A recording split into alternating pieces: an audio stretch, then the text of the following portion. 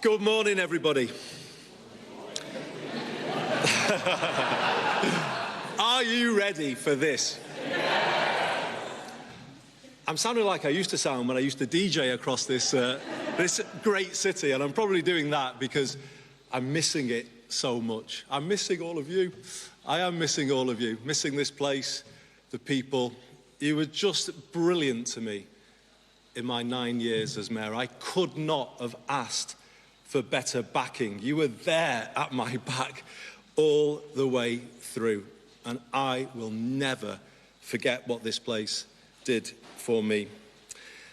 It's been such a wrench to leave that I've had to get special permission from what people in Westminster call my Manchester clothes. I've had to get special permission to wear them this morning. Sorry, Kemi, about that. However, I have bowed to public pressure on one front. I have bought some new running shorts.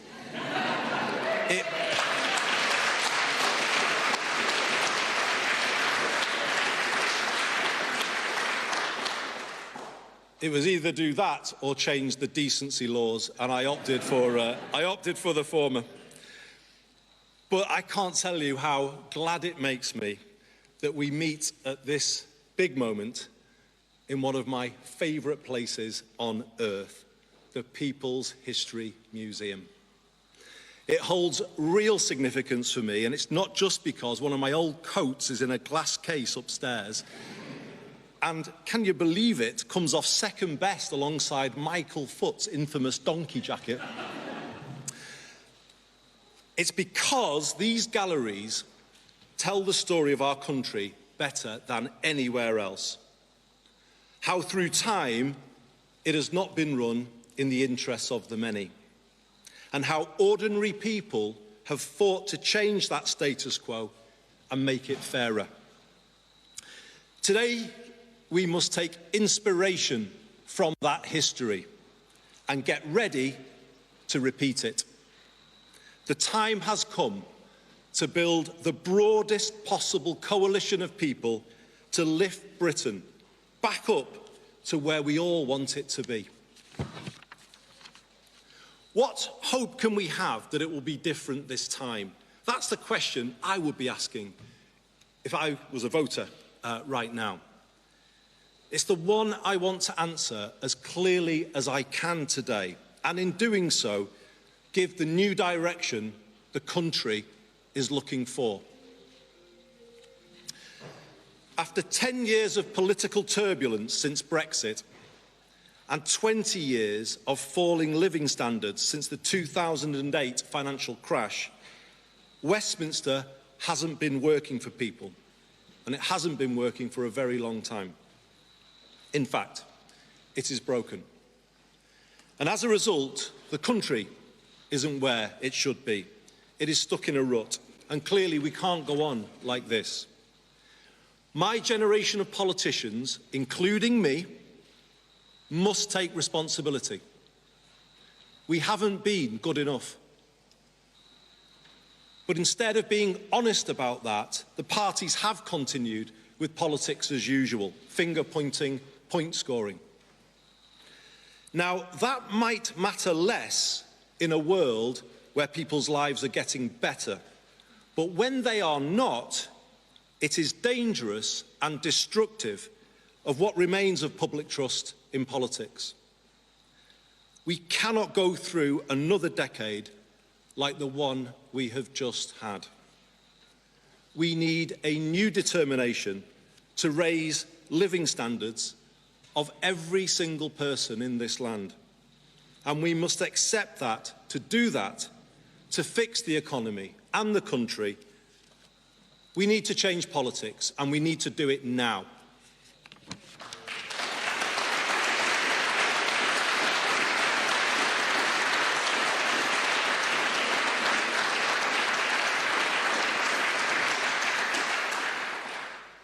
So let me state my clear intention as I put myself forward. True to the motto of this city, I am going to do things differently. I am going to break with the more of the same approach that has got us here. I am going to give Britain the circuit breaker it needs. By building a more collaborative politics in Westminster, by taking power out of the centre and putting it in the hands of the people and places who can use it best.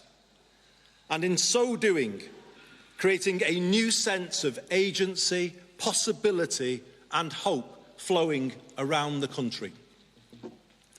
We will make politics work for you and the place where you live. I know it can be done because we have done it here. When I started as mayor in 2017, we set about building a new approach, a new politics based on the exact opposite of the Westminster approach. Place first, not party first. Problem solving, not point scoring. Long term, not short term. A decade on, it's incredible how much we've been able to achieve by working together instead of fighting against one another. The Greater Manchester Way is based on strong partnership between all sectors, public, private, community, voluntary, academic, faith, and our trade unions. We ask everyone to face the same way and then pull in that same direction together. Let me give you an example. When we realised the last Conservative government had done something significant by introducing 45-day work placements for young people linked to T-levels, we set ourselves the mission of finding one for every young person who wanted one. Over the course of last year, we rang round our businesses in the city region and with the help of hundreds of companies delivered our goal of 1,000 extra work placements. That's 1,000 extra young lives changed every year, and it shows what a place can do when it works as one. For Britain to get back where it should be, those same principles need to be applied now to how we run the country, pull in the same direction, move forward together. But let's not kid ourselves, this is not as easy as it sounds. Westminster and Whitehall are set up for conflict, and they require radical change if the country is to get back on track.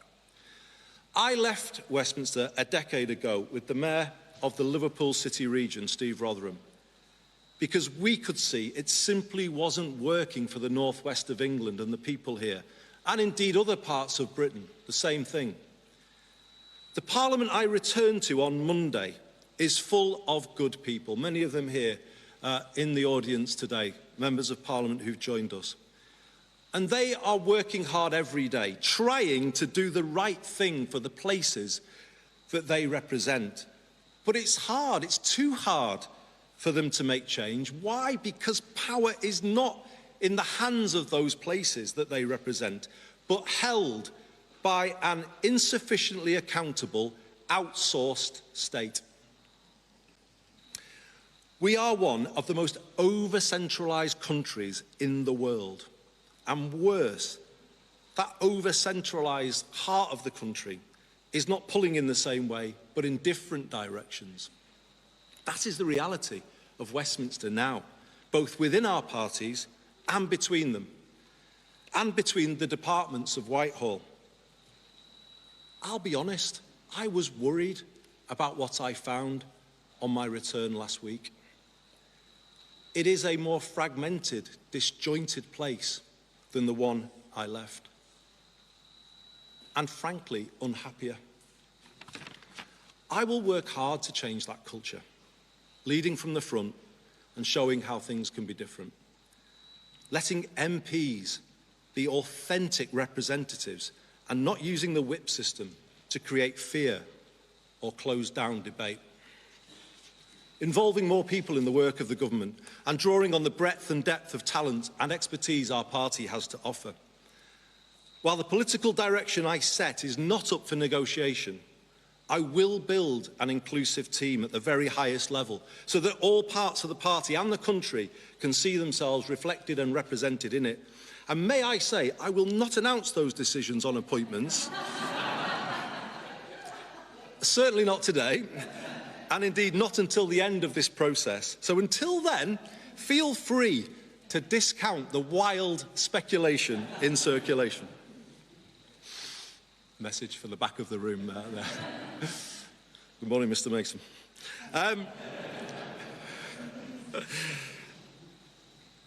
I will reach out to other political parties to find as much common ground as we can and build that more collaborative approach I spoke about a moment ago. So, a greater sense of unity in Parliament will then allow us to give a clearer sense of direction to Whitehall. I was struck by recent comments from ministers expressing their deep frustration at the Whitehall turf wars. Like Parliament, the civil service is full of good people trying to do the right thing, but they are held back by the structure and culture in which they have to work. It is too adversarial, and too much time is wasted with departmental silos battling each other and battling the Treasury rather than getting things done. How can the country pull in the same direction when that is the reality at the very top? And as mayors, I'm sure I speak for the front row here, as mayors we have felt similar frustration over the years when those same departments constantly push back against our legitimate requests to improve our places by devolving a fraction of the power and resources they hold. The truth is this: the country spends too much time arguing and not enough time doing. I'm not sure this Whitehall culture could ever be justified. It wasn't justified when I was a minister almost 20 years ago, but it certainly can't be justified now. The stark imbalance in resources between national government and local government is holding back growth. If councils can't fix potholes, what chance do they have of bringing forward major regeneration schemes to get growth going? While national government has got bigger, particularly since the pandemic, local government is threadbare and without the resources to fulfil even statutory responsibilities. This is not just bad for councils and the areas they serve, it is bad for everywhere. It is bad for London and the South East. The whole country suffers when the regions and nations are not meeting their potential, and Londoners are left with an overheated economy and an overcrowded housing market. It is actually bad for national government too, because we will never get the growth up to the level Britain needs unless every single postcode in the land is set up to contribute to it. This country hasn't thought in that way before, but with the Makerfield test at the heart of decision-making, it will do from now on. To make it happen, we will bring about the biggest rebalancing of power our country has seen. It is time for Whitehall to accept that growth cannot be ordered from the top down. Instead, it can only be nurtured from the bottom up. It comes from having the power at ground level to make a real difference, from a clear shared vision that everyone can understand and investors can back. It comes from running sound finances, as we have done here in Greater Manchester, which in turn gives businesses the stability and the confidence to invest, increasing their productivity and adoption of new technology. It comes from placing our universities at the heart of local economies, as all the mayors do, and bringing the innovation-led approach through start-ups and scale-ups. It comes from committing to decent infrastructure in all parts of the UK and getting national investors to back the aspirations set by regions. It comes from giving people the security of a good home and good employment so that they can be as productive as possible, from good mobility and an ability to afford the basics. And it comes from not leaving everything to the market, but public intervention where necessary to set higher ambitions for towns, as we did in Stockport, and kickstart the process of change. This is Manchesterism.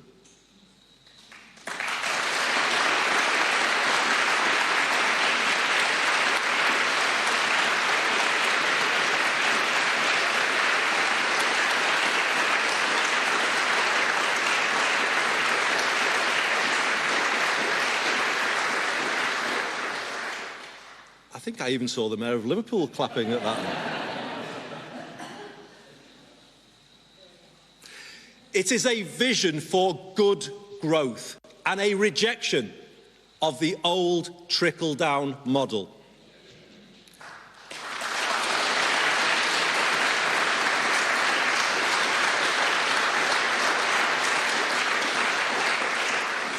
And like the ideas this museum celebrates, which grew here and changed the country, so all parts of the UK should now be given the chance to develop their own version of the same, focusing on the things that matter most to them. Good growth in every British postcode. What a sea change that would be in the way UK government thinks about our own country. Places no longer forgotten or written off, as they have been in the past, but supported to make the best of their assets, seeing the positives in all places. And there are positives in all places, in all postcodes across this United Kingdom. Let's always remember that.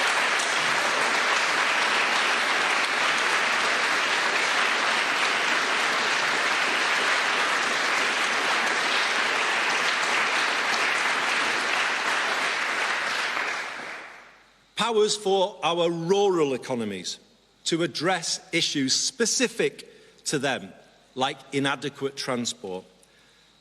Powers for areas undergoing industrial transition, like Port Talbot, Scunthorpe and Aberdeen.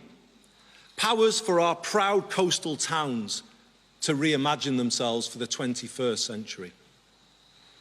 And yes, more powers for London too, over education and housing, so that London can do more for itself and remain the world's greatest capital city. And you heard that here from Manchester.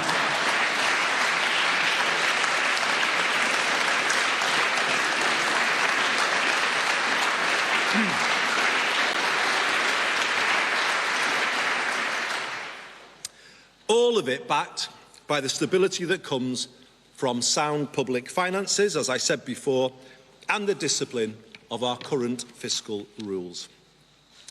I hope people can begin to feel, hopefully you can, some of the excitement that comes with the change that I'm setting out today.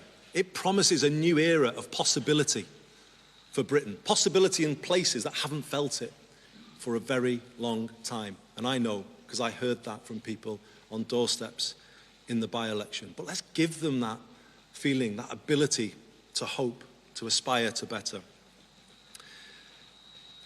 The change will be the biggest change in our lifetimes to the way the country is run, and it is consistent with the 2024 manifesto. We will create a more streamlined state with a clearer purpose to power up all parts of the country and put a laser-like focus on growth and regeneration, good growth. The change will be driven through the Prime Minister's office in an extended operation based here in Manchester.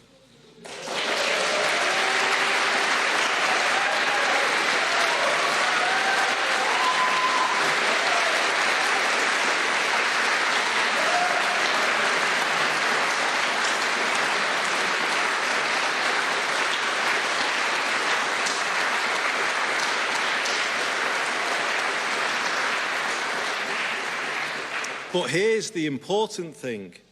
It will only be based here. The job of Number 10 North will be to make power flow into the Midlands, into the southwest, into the east of England, and yes, into London, as I said before, as much as into the northeast, Yorkshire and the Humber, and here in the northwest. It will be about offering new opportunities to extend devolution in Scotland, Wales and Northern Ireland by taking power deeper down. The people of Dundee and Bangor feel just as distant from Holyrood and the Senedd as they do from Westminster. Now get this. Number 10 North will be the nerve centre of a rewired Britain.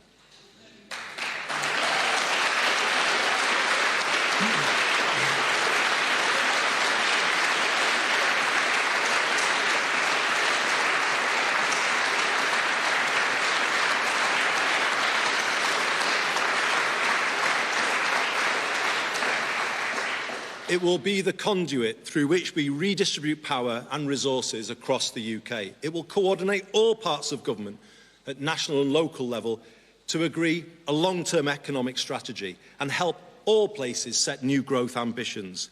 It will be given a mission to strive for equivalent living conditions in all parts of Britain, borrowing from the German Basic Law.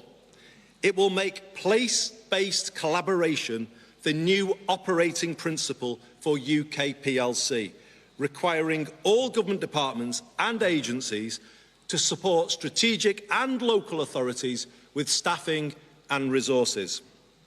And let me say this very directly.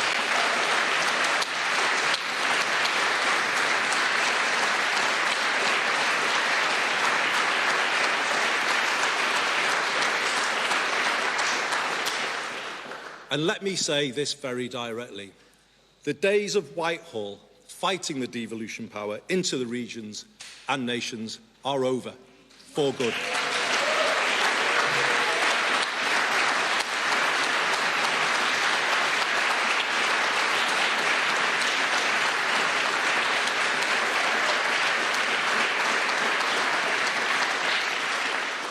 I have had 10 years of fighting the Whitehall machine, blocking this place's progress, the progress of people here, and I am simply not prepared to accept the same for any area coming after Greater Manchester. The whole of Whitehall will now be required to get behind our places and work together with them to make quicker, more joined-up decisions. Ours will be a 10-year mission to raise living standards across the land. To do this, Number 10 North will support the regions on 3 clear tasks: reform of essential utilities, reindustrialisation, and the regeneration of places. On utilities,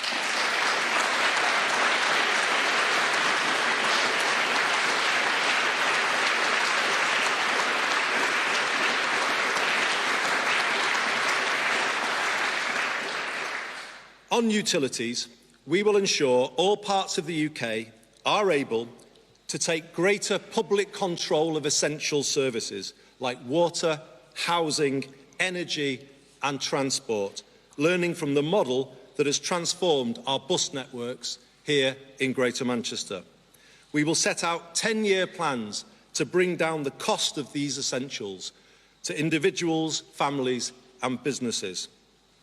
On reindustrialisation, we will support every region to set clear and credible industrial ambitions and provide the support to achieve them, encouraging more cross-UK partnership between places with complementary industrial clusters, as Cambridge and Manchester have done on life sciences.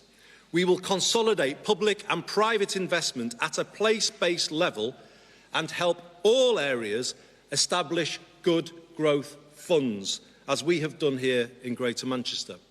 We are such an inventive country, and going forward, we can be the world's leading innovation nation.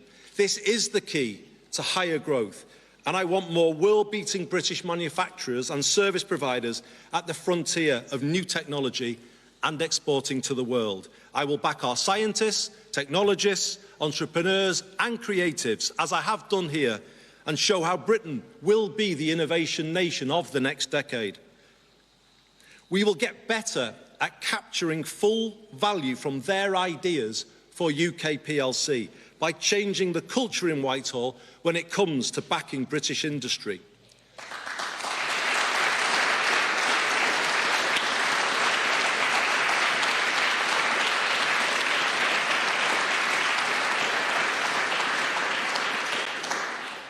For too long, UK public procurement policy has been based on chasing cut-price deals around the world, rather than helping our own British-based suppliers become more stable and competitive. No more. From here on, every pound raised from taxpayers will work harder for them, and that approach will apply fully to the Defence Investment Plan. We will make sure that all eligible public contracts are subject to proper social value weighting.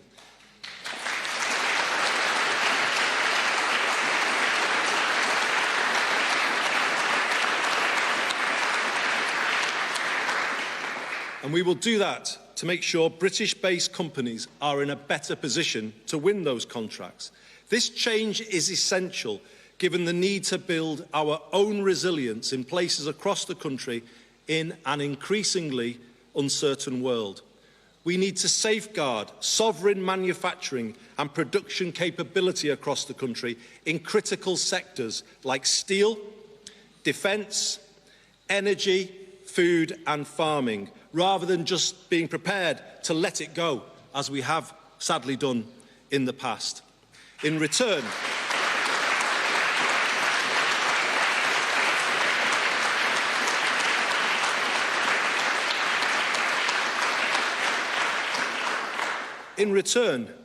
we will recycle maximum benefits for our communities and our residents. For instance, by requiring a much greater supply of 45-day work placements and apprenticeships for young people.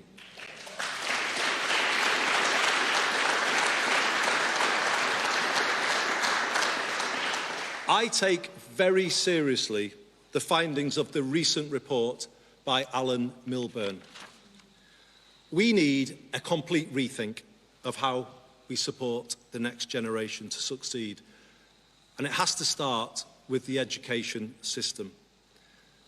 The days of a school system configured entirely around the university route will be brought to an end. University is great for those who want it, but when are we going to focus on the life chances of those kids who want something different? When? The country hasn't done that for a long, long time. People have argued over many years for an education system based on parity between academic and technical, and that is what we will build, giving every young person growing up here a clear path into a reindustrialised Britain. Where young people need mental health support, it should be provided as part of in-work support. And we will answer the call from the mayors, and particularly the Mayor of the North East, for devolution of employment support and changing the way we support and sustain people employment, working much more through our community and voluntary sector at a grassroots level, working with organisations people trust to help them, rather than going to places that they fear. This is the difference that the mayors can make, and in doing that, we will reduce the welfare bill in a way that is fair and lasting and helps people move forward. Another way to do that is by repairing the public housing stock. Britain has lost almost 1.5 million council homes since the 1980s, and around the same number of people are now on housing waiting lists and have been there for a very long time. As a result, the country is in a housing trap. We are forced to chase rents in the private rented sector through the benefit system. When governments try to control these costs by freezing local housing allowance, it makes families homeless and places unfunded pressures on councils when they have to pay for temporary accommodation.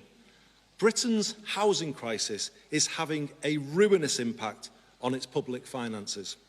So, working with local areas, Number 10 North will oversee the biggest council house building programme since the post-war period.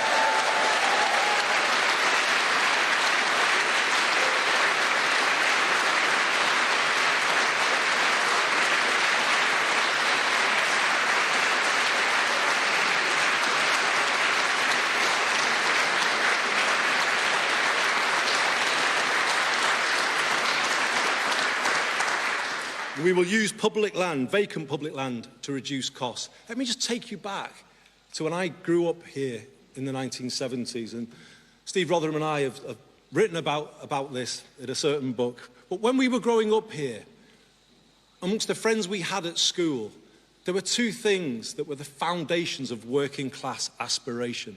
A council home, a secure home that was the foundation for everything, and then good technical education. And those things have been taken away in the decades since. So no wonder so many young people struggle to make it work and then don't make it work. Don't blame them. Blame ourselves. We haven't been giving people this stability, this ability to get on in life.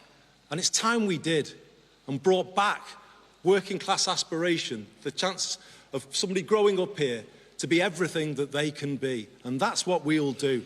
And also make this a city where no one has to leave to get on in life, or any of the other cities represented here today. That's what this new era is going to be all about. A sense of hope, of possibility, that things are achievable that you might not have thought were before. And having this focus on council homes again and building them in all parts of the country, it will represent a decisive shift to a more preventative, productive state, adopting a national housing first philosophy, as has been pioneered so successfully in Finland. If you don't give people a good home, what chance have they got of having a good life?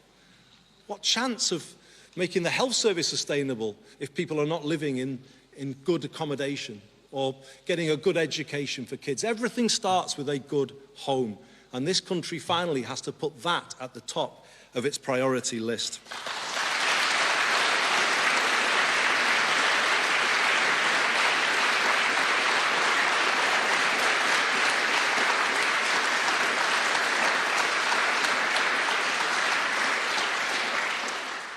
Through this new approach, we will bring higher density residential development to our towns.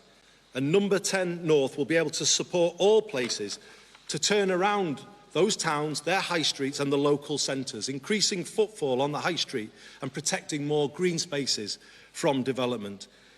To reinforce that, we will reform business rates to support pubs and high street businesses, businesses that bring social benefits to communities. And let me finish by saying this. Rather than being a marker of decline, shouldn't we make our high streets the new symbol of Britain's renaissance?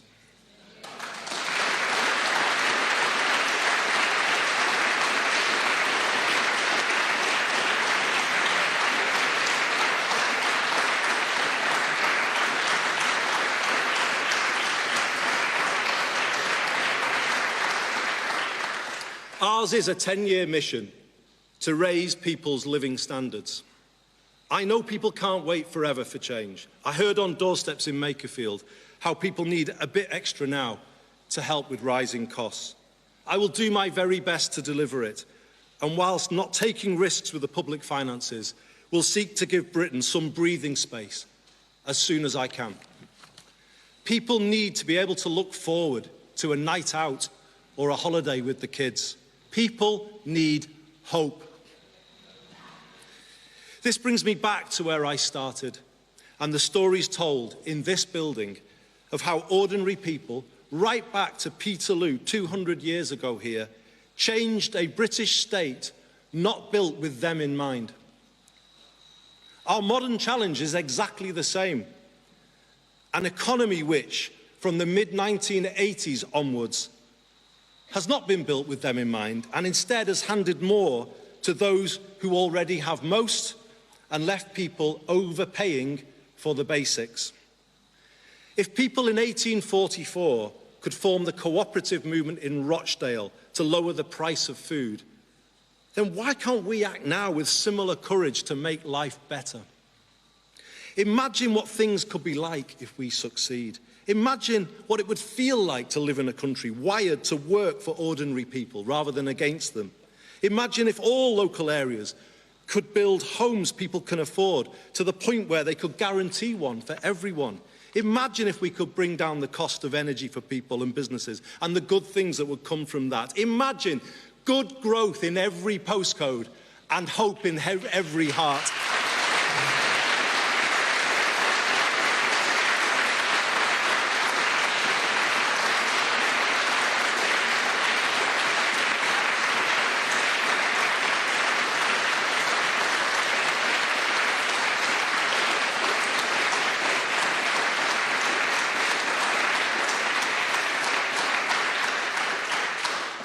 I'll say it again.